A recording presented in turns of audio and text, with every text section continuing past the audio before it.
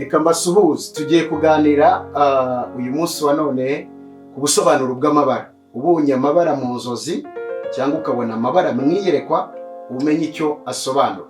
Ibara rya mbere, umutuku. Umutuku ushobora gusobanura ibintu byiza cyangwa se bibi. Iyo murabizi ko amaraso ya Yesu tubaririmba amaraso ya Yesu, tukavuga ngo amaraso ya Yesu. So bishobora kuza ikintu cya mbere ari bigaragaza ko hari ikimenyetso ushyizweho cy'uburinzi, ikimenyetso se cy'Imana kiri ku buzima bwawe, cyangwa se gucungurwa ugiye kubaho ubuzima bwawe cyangwa muri family yawe. Uko ibyo urose ushobora kubyirotera cyangwa ukabirotera n'abandi, cyangwa ukabyerekerwa n'abandi. So nkuko nakubona gutya nkabona ikimenyetso kiraje ku buzima bwawe, then kuri wowe kigacaho, hahita mumenya icyo bisobanura.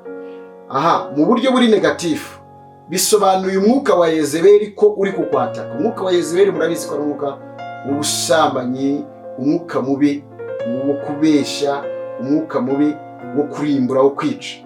So uyu mwuka rero ni mubi cyane. Bisobanura nanone kandi ko ushobora kuba hari impanuka igiye kuba imbere yawe. Murabizi ko niyo ugeze ahantu ukabona umutuku muri feruje, urahagarara, ntabwo uba wemerewe kugenda. So biba bivuze ngo hari danger. Ukwiye kwitondera rero umutuku. Icya kabiri, ibara ryitwa papo. Iyo tuvuze ibara ryitwa papo, reka mbereke ukuntu wenda riba rimeze. Ibara rya papo risobanura ibintu byiza cyane. Sinzi niba mubasha urarikurura, waribonye. Iryo ni ibara rya papo. Okay. Yes.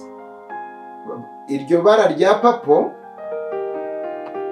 ushobora kuribona, uribonye ni ibintu byiza kuko bisobanura ubuyobozi cyangwa se ubwami. Ubuyobozi cyangwa se ubwami buba buri mu buzima bwawe cyangwa se ku buzima bw'umuntu. Iryo ni ibara rya kabiri. Ibara rya gatatu ni umweru. Umweru usobanura holiness cyangwa se kwera.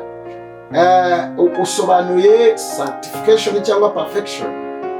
Kurusha, biragaragara nuribona babigaragara ko uri kuzamuka mu buryo bwo kwera, mu buryo bwo gusabana n'Imana, uri kurushaho gushushanywa n'ubwiza bwa Kristo. So rero aho ngaho iyo ubonye Yohana avuga ngo mbona abera, mbona bamarayika bambaye ibishura byera, mbona wicaye kuri ya ntebe yambaye ibyera. So umweru ni mwiza cyane, mwiza cyane cyane. Ibara rya kane, tujye ku ibara rya zahabu. Ibara rya zahabu, nubona ibara rya zahabu risobanuye ko hari gift yo gukiza indwara.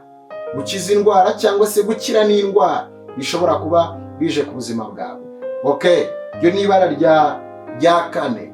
Ibara rya gatanu ni icyatsi. Icyatsi kibisi gisobanura amasengesho. Bishobora kuba ari Imana iri kuguhamagarira amasengesho, cyangwa se umwuka w'amasengesho ugiye kwiyongera ku buzima bwawe. Imana iduhana umugisha, ndatekereza ko muri kurushaho kubyumva cyane. Icyatsi rero ni cyiza cyane. Hakaza ubururu.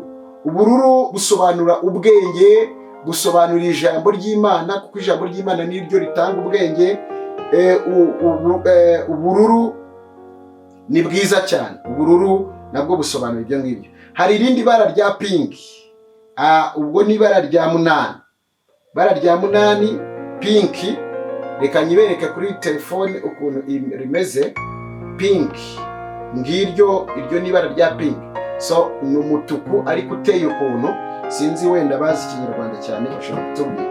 Pink rero bisobanura ushobora kuba hari kuzamuka kuri ku buzima bwawe, cyangwa se Imana igiye kuguha inshuti nshya. Mujya mubona abantu bakunda kwambara ku munsi wa Saint Valentin, cyangwa se bisobanura ubuhanuzi, umwuka w'ubuhanuzi uri ku buzima bwawe. Umukara ni ibara rya cyenda. Umukara risobanura ubuhanuzi.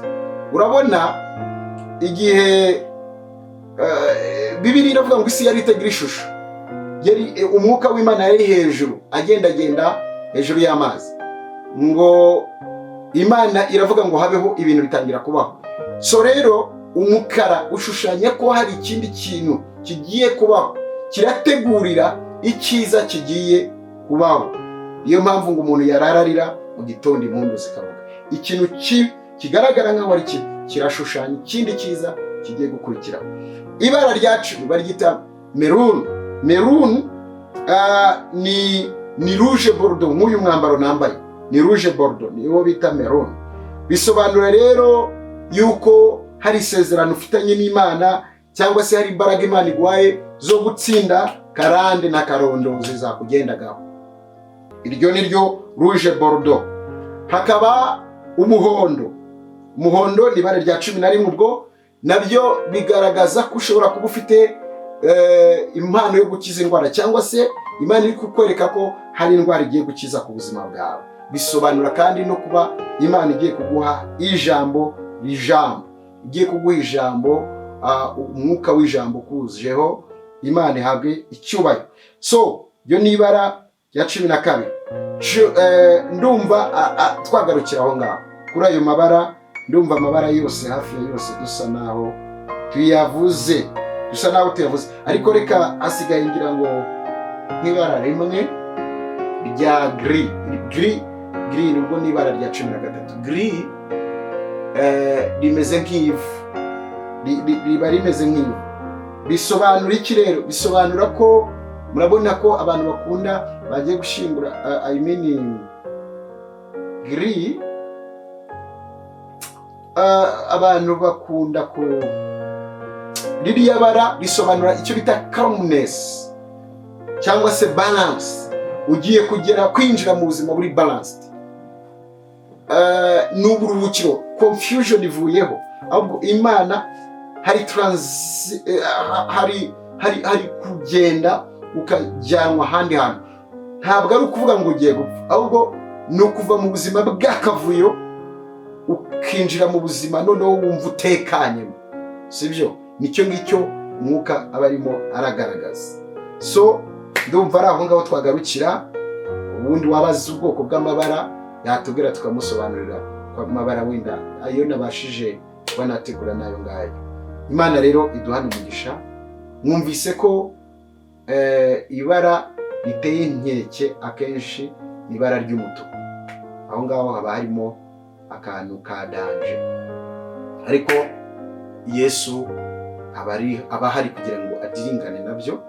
Iyo ufite Kristo ufite byose, urugamba aba atari urwawe, aba urarumweka gusa ukemera mugakora. Okay, murakoze cyane. Imana amahoro ibaho umugisha. Ndabakunda cyane. Ari muri kumwe na Pastor Janvier.